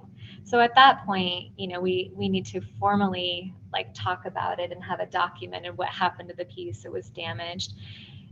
We've never had a situation that I know of where we find something to not be suitable anymore with public art, where we have to go through like a deaccession process essentially. I mean, eventually we may have to do that. However, I have a good example. So the panels at the Boyer roundabout, their Bed Super One, that was recycled. Those panels used to be hanging on the light poles along Oak Street where the farmer's market is. Tammy Farman made those. And so years ago, 20 years ago, that's where they were. And so the city of Sandpoint, even without any guidance from, Carol Diener probably guided that, but we had those panels, and when that roundabout went in, someone, I'm not sure who, had that idea to put those panels up, and they have a new life. And we did do some sandblasting and some recoating because they were painted at some point, and it was not good. So we fixed them, but they went back up there. And then the additional panels are actually on the pump house at the end of the jetty at City Beach. Oh, cool. So that's an example of recycling your art. You paid for it. It's in your possession. Let's do something completely different with it. So ideally, I think we would want to do that as opposed to deaccession something, unless it was totally disintegrated, like the diver will. Or highly inappropriate, which I don't think we have Do we anything. need to address that? Yeah, anything offensive? Well, there's language in there. Okay. If you read through there is language about that. So, About existing? yeah, I think, Should we well, put existing, something do we have, about our inventory in there? maybe we do need to add something about that. Really great. That's a really interesting question. Under about maintenance, probably. How the city can have an opportunity to auction off already purchased property, or whatever it is. Yeah. I don't know if we would put it into a policy matter, because the city would have to do some kind So of maybe- decision about it. Well, yeah, maybe we do have to have some sort of deaccession. Yeah, Well, Word in it there. goes through we would reference what the cities, again, I don't think deaccession, I'm sorry, is the right word, but like, we're gonna use that, like. Well, no, it goes is the through right word is for it? artwork, yeah, Is it? yeah. Perfect. At the museum language Yeah, in my head. yeah. So, yeah, so we would reference what the city process is for removal. Okay, I'll put that in there under like maintenance Perfect. Is and. that just, you're talking about like, like if it's discovered later that something is offensive, we can reevaluate it or something, you know? You know what I mean? So something could be discovered, you know, what if in Yeah, 10 years scuba divers are really bad and Yeah. everybody's offended by the scuba diver? you know? totally. I think, yeah, we should address that or damage or, and those different things. Yeah, maybe there could be Relevancy. a list of things that would cause deaccession. Mhm. There's a place in there for inventory, something about inventory. Yeah, that's under maintenance there. We talked about the creation of an inventory. So maybe I'll move inventory and then I'll address the different things with inventory.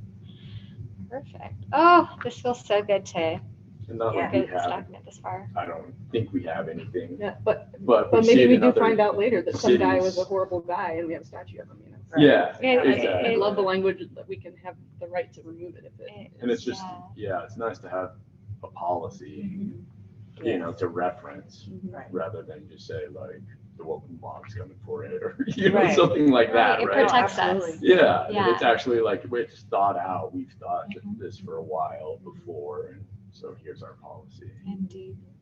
Absolutely. Good point. Great. All good ideas. So, yeah. Like I said, this is pretty outdated. So, to have these conversations, in these days we live in is, Right. you have to have it. I do All have right. one quick question. Sure. I don't know if that has anything to do with this, but like about murals, and you're saying the concept of having murals put on, it'll be public art, but it's on a private property, like, I just wanted to clarify that, like say any building, like somebody owns a building downtown and they want to put a mural on it, they have to go through this whole process, right? Do And you want to speak to that? Well, what's the question? I guess I just wanted to make sure that What is the that's- process for mural? Yeah, and if there's like for example, that beautiful caribou painting, is there something in our paperwork that says that it's illegal to paint over it? If that, like, how do we protect the private owner from being like, I don't like this anymore, and painting over it? Interesting. So protecting murals. Yeah. On private property. Actually, I Yeah. mean, that is an area that it's a gray area, Mhm. because obviously they have the right to do what they want. It's encouragement.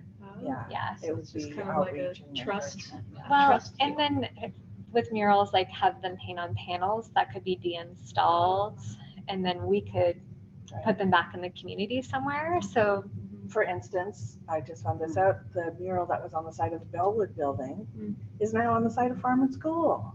Hmm. Who knew? I know. um, I was like, I know that, I've seen that before. And then, so, I mean, there is a lot of art in this community that has moved around, which we don't realize. But, yeah. But there's no way to protect something that's painted right on the wall, and if that building gets sold, the next owner doesn't take it. it's on private property, and I so love with that caribou. murals, so we approve it even if they have to pay for it. They have to have it done. Oh, the private person paid for it.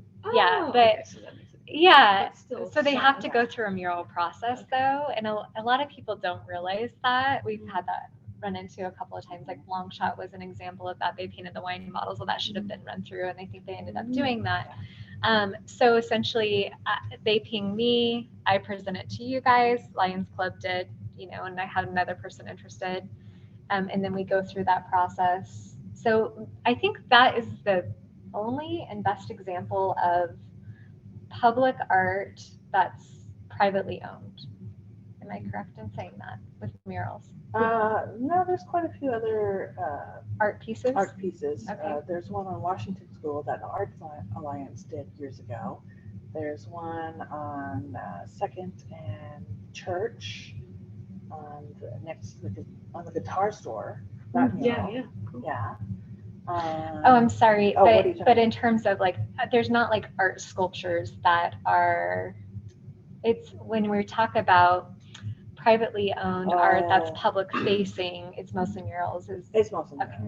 murals. So for example, that Monarch Cafe next to the post office had this absolutely gorgeous mosaic mural. And I always wondered what happened, right? Because that I felt deserved to be protected. Yeah, that was another Arts Alliance project that we did. Yeah. But again, it was private property, and unfortunately, that mural was disintegrating as well. And when they took it down, they didn't. There was no way to There was protect no it. way Yeah, to it's protect kind it. So of unfortunate. Is, do all those kinds of murals that are on private property, do those go into our art inventory pictures that we'll be taking? I think so. Yeah. We would just note that that's like a privately Yeah. owned. But that was one thing that opened my eyes up, because I thought public art was only owned by like the municipality or the city, but it really it's any public Public facing. facing, yeah. So even if Art. somebody painted a big mural on their house, would they have to go through the city and ask? Wow. In the city of Sandpoint limits. Hmm. Yes. So, Indeed. the railroad is temporary art. If you look at the graffiti on there, Yeah. but it's like a Picasso running through town. Each train car has to go through this I took process. 100 photos. of Such it. amazing Yeah, it's artists fascinating on those stuff. train Yeah. cars. It's really cool. All right. Well, yes, actually, that would be my last comment on this. Let's go ahead and read through it. And if you find anything or think of anything that we're missing, please reach out to Heather and let's think about it, because this has been a great conversation. Even bringing things up that we didn't even fathom yesterday. So I appreciate it. All right. So let's head on to 7A, public art understanding. I'm going to try to keep this pretty brief, but essentially I wanted to share with you guys my idea of understanding public art. And we did a lot of this with historic preservation, where we have a chart of what are our goals in our master plan and how we're going to achieve them through what projects. So I'd like to do a working document that reflects that. We've talked about having a really wonderful inventory update, which we're all working on. I've talked to Ellie and I'll send emails out, but I think it'd be fun to do understanding walks where we walk the city and we look for opportunities for art. Because for me, that was one of my biggest underlining questions is how do we do public art? How do we decide where something should go, and and understand all of that? And luckily we're working on the process, which helps us define that. But what everybody kind of told me was, well, you just need to walk around and look for opportunities. And I thought, okay. So I think the more that we can understand our city, whether it's parks, public spaces, and have kind of this wonderful ultimate plan, whether it's going to take 20 years or 5 years to achieve, I think I want to continually have an open discussion about the artful possibilities of, oh, I like that. So I have this person that wants to do a donor bench, for instance, and her fiance unfortunately passed away, and they had a love lock, and they put a love lock where they were, and they want to have a love lock opportunity here at the city. And I was like, oh, could we do that? Like, if we were to do a love lock area, where would we put it? So I think it'd be a fun exercise at every meeting to have this on our agenda under old business and talk about different moments of inspiration, and then kind of do the brainstorming of where it could be here. Because I think what I'm looking for is a well curated public art moment for the city, instead of more of a reactive, hey, this works here, let's plop it down. And not to say that we've done that, but maybe on occasion, way back we did. I think it's important with placemaking that where we put that art, it's really meaningful. And as we're understanding this, we might have some art pieces that we find a different location that would be even better too. Or is something disintegrated and no longer makes sense? Should the scuba diver be not at City Hall because Kim Woodruff isn't here anymore, who's a scuba diver? Should it be down, at City Beach, right? What's the deal with What's the why behind it, right? So I went down a rabbit hole, and poor Cammie, I tied her into it too. But thinking about public art, I kind of did some fun different categories, and I loved your idea about technology with AI. So I think of like technology and art, and how can that be part of our city? So this is an example of like an 80s Cubist light art show in a competition that was done in one of the cities. Again, this is called a rail trail light tube exhibition that was done throughout a city too. So we have our iconic illuminated blue when you walk into the city. So where are those other areas that we could do that, or do we want to have a contest? And some of this will be identified in the downtown waterfront plan that we'll receive. But I thought it'd be fun to start wrapping our mind around what is the possibility of art. Painted asphalts. So Amanda mentioned this. So when we're talking about painted asphalt, that's more of a temporary concept because we use salt on our roads. But there is something called thermoplast, which is like a plastic that goes on into the asphalt, which is more of a stable art treatment. So when we're thinking about that wonderful intersection with the Sand Creek fish, Canada, when I'm talking about that intersection, that's a great opportunity for thermoplast. I love this idea of neighborhoods coming together to create really cool artistic opportunities. Paint Bucket, they're huge community supporters. So if we got a bunch of people to do it, they donated the paint, that's something that can be done, that's fun, and that's free. So we would just need approval from streets, right? This I think is really cute. It really activates neighborhoods, having like Twister or skip hop, right? Exactly. So this is just some photos to kind of get us thinking about opportunity. I loved this one. Then I go down a very intense moment, but isn't that amazing? That is so amazing. We have That's really cool. we have the most incredible geographical moments here due to the Ice Age floods. So I think that rock carving could be an incredible thing. That we do have some rock sculptures, but how can we take it to a new level? And some of this could maybe be on loan. Some of this would probably be more something we'd purchase. What about projection art? Wouldn't it be fun to have the Titanic on Lake Ponderay or a lake monster? This I thought was really interesting, where they're projecting art within, an exhibit space. So why couldn't we do that through our alleys? And that's something to think about too. We have some historic buildings where if we paint, that could really hurt the materials of that. It could hurt, their National Registry status possibly, but you could put projection art on the back of a building and it would be amazing, and it wouldn't hurt anything. I know a lot of people have been talking about the Van Gogh exhibit because it's so immersive, amazing, right? So I love how technology can really take art and immerse you within it. This is projected on a tree. Wow. Whoa. And I think our best examples, honestly, are what other people are doing. And then we can even gain great inspiration off of that. There in Chicago, I don't think I have it up here, but there's a projection art and it's interactive. So it's faces and they're actually, there's like a waterfall coming out of the mouth. Really fun stuff. And then I thought-provoking art. What if this is a light fixture for the city, but it's a dandelion? I thought on our beaches, wouldn't it be interesting to do some of these like thoughtful sculptures? Placemaking.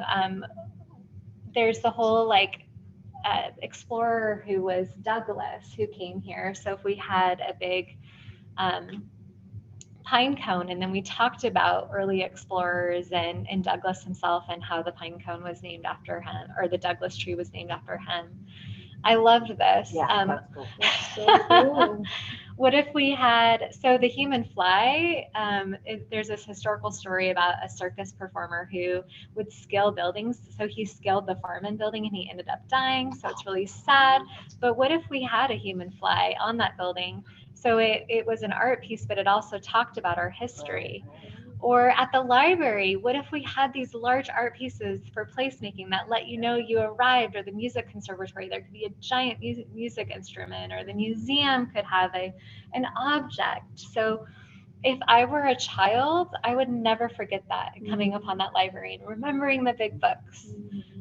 I thought this was neat for parks. Oh, I wonder what they do there. Right, exactly. I loved this piece too, where you're kind of integrating art within the city. I love kind of a pun within a pun, all that really thoughtful creativity.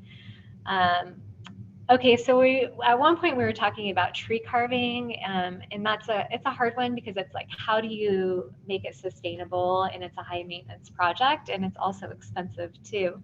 But I loved this sculpture. It was with tree root that had come up.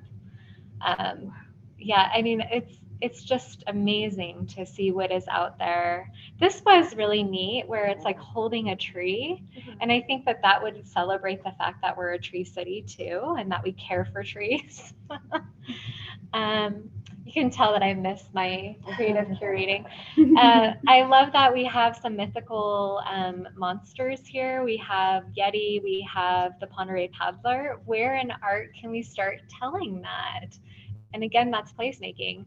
This is a really amazing moment. This was St. Simon's Island, and they used history and trees to tell the story of, I think it was 50 seamen in the 1800s that were lost. And so they carved into the trees, and these are like the burl moment, so it doesn't hurt the tree, the souls of the different sailors that passed away. And then you have to go, like, you don't have to, but you can go on a walk and find all 20, I guess they did like 23 of them. And so there's all these YouTube videos of these families on bicycle rides trying to discover these art moments. So again, I love using recreation to discover our public art too. This was just a beautiful tree sculpting moment. And I think I just have one more. Thank you for hanging in there with me, because I'm really excited about this. What if we used, so one of the most magnificent natural resources in the area are our bodies of water, right? So we have a Sand Creek, we have the lake. This I thought was really fun, where we're using bronze to really show like the activity of a moment. So we're capturing a moment. I was thinking the rope swing would be really fun if we somehow like brought that back through art, right? Right? So again, how can we use history and art to bring back some of the culture that people feel like we've lost? Yeah. Here's another moment. Sorry, let me go back to this. Oh, I did my word cheeky underwater. Okay, so Yeah, that's fine. these are all, okay, so these are underwater sculptures. And again, I don't know how legal, how you would do this.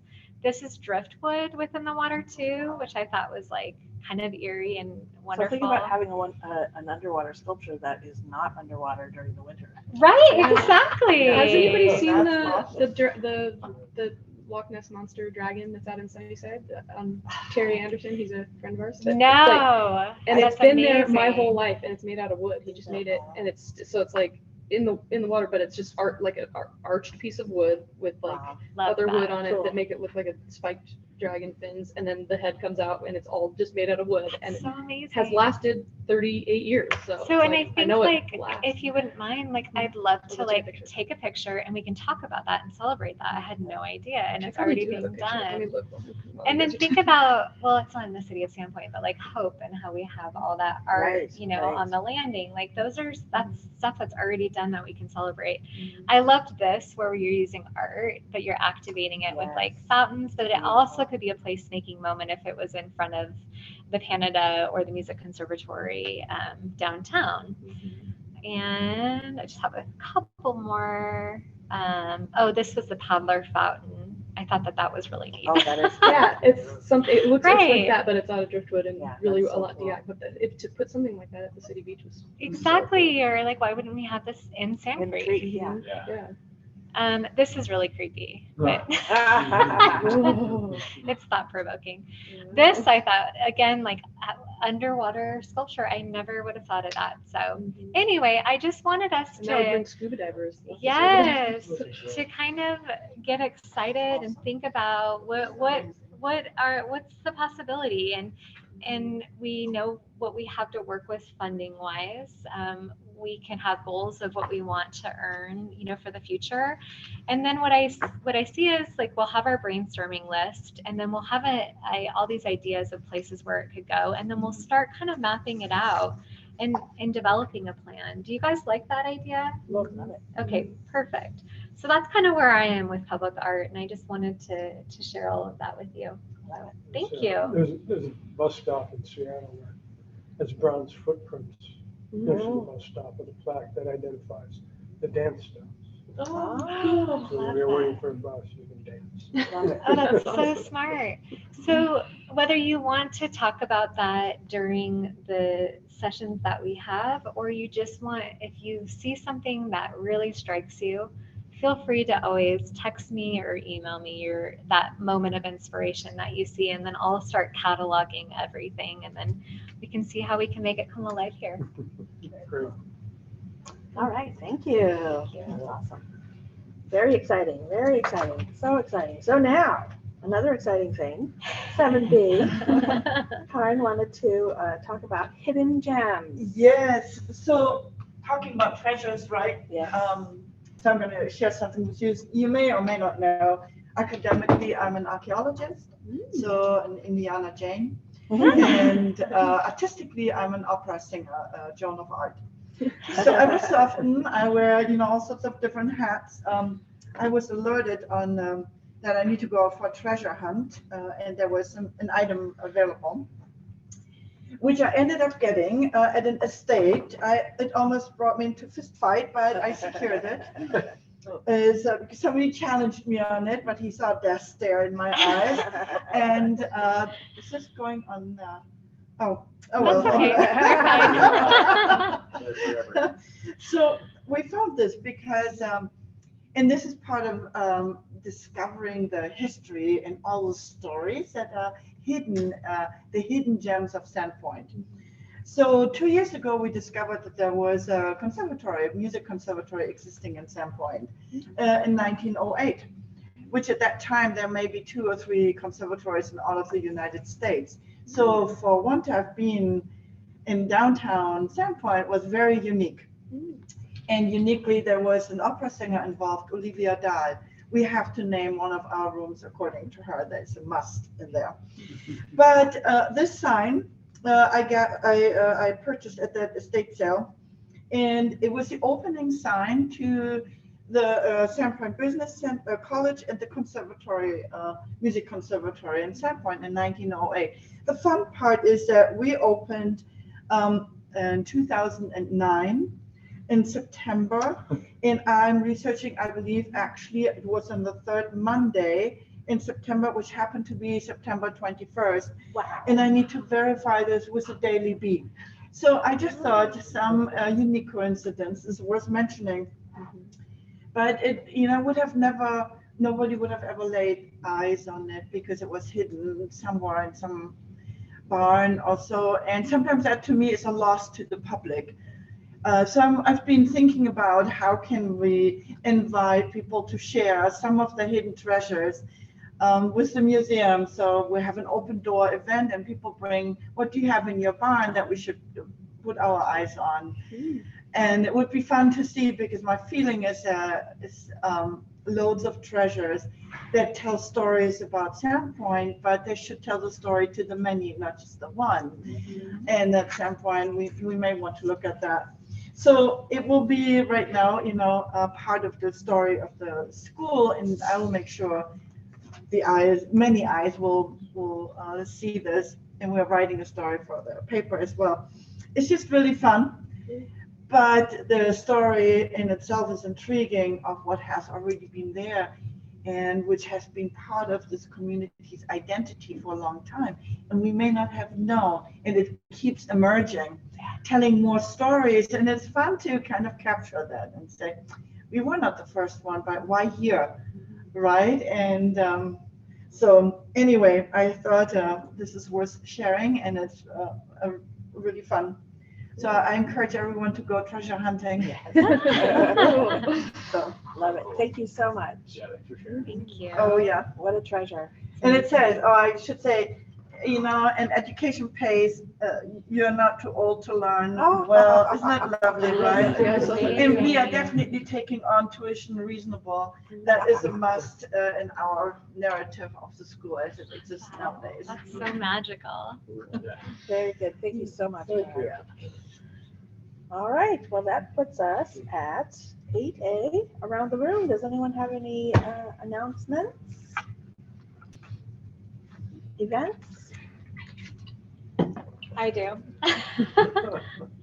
On behalf of our Parks and Rec, there's a couple of exciting things going on. And Cammie and Jason do such an amazing job with Parks and Rec. And I don't know if you're, but there's a lot of events, and Cammie, feel free if you want to share any specifically. But Maeve brought a couple to my attention that are happening that are pretty incredible. And so one of them is going on the 16th of the month, and it's called an inclusive playground presentation and a tour of Travers. And they're actually going to have Jill Moore, and she's a triathlon. Remind me about that. Just this amazing woman. Here we go. It says right next to her picture. There you go. I've heard Maeve share this before, but she's a landscape architect, but she also is disabled herself. But she's in a wheelchair, but she participates on the U.S. team for racing, swimming, and basketball, and some other things. So she'll be presenting, and she'll be here. And in fact, she was looking at the Northwest, and she had heard about the Travers Project and was so excited that she chose to come to Sandpoint to do this presentation on an all-inclusive playground. And what that means is, it starts from 11 to 1, and I can certainly share that link with you guys, but you'll want to RSVP because there'll be lunch. They're having a pizza party here, and then you'll go over to Travers, and then you'll be able to use all of the disability equipment. So like you'll have to be in a wheelchair and experience the playground, or if you were blindfolded, if you were a blind individual, how would it be to experience a playground? And I think they'll even have the drunk goggles there from the police force. And so I've never heard of anything like that. And I thought that was really amazing. And it really helps us understand the ADA world even furthermore. And I'm so excited that we have that opportunity to bring that to our community. So if you guys don't mind spreading the word on that, and what I can do is send the flyer. That'd be great. And then on the 17th from 2:30 to 5:30, there will be an open house at Travers Park, and you'll get to see like the design and the multi-phases of the project. And I'm bringing this up for many reasons. We're going to have art sculptures there, but we certainly are all incorporated into the larger planning of the city. And there's been a lot of important conversation around Travers Park. And I think the more that as a commission that we're in the know about it, and the more that we can talk about it, I think even better for our community as well. So it's a great opportunity to learn more. Should be great. Looking forward to it. Thank you. I had a Canada thing that I should mention. On June 10th, we're bringing this really cool band called Chautauqua, and it's like a marching band through. They'll like come through Main Street, and it's like jugglers and fire Oh, spinners, and like yeah, yeah. circusy, really cool show. It sounds Oh. awesome, and it's going to be a tribute to Eric Darstad, as far as I know. And we're asking people to sponsor a child in need or family in need. We're going to give away 68 free tickets to the show. So if you want to sponsor a ticket for just, I think that there's a ticket tier price of $10, $20, and $30. So if you want to sponsor a kid, just go to the Canada and drop off some money. Wonderful. How fabulous. That's June 10th is the show. June 10th, okay. That's cool. Mhm. Awesome. Anyone else? I'm not doing anything. Great. Well, I just want to say I appreciate everyone. This has been a great meeting. I'm just working with you guys is so awesome, and I feel like we're gaining steam, Yeah. and it's exciting. Thank you, Heather. My I pleasure. love it. I second that. I ponder, I think many times about all of you and how lucky I am. I think we have such an incredibly talented commission, and I'm so lucky to be able to work with you all. All right, with that, let's adjourn. Thank Thanks, you. everybody. Thank you. So,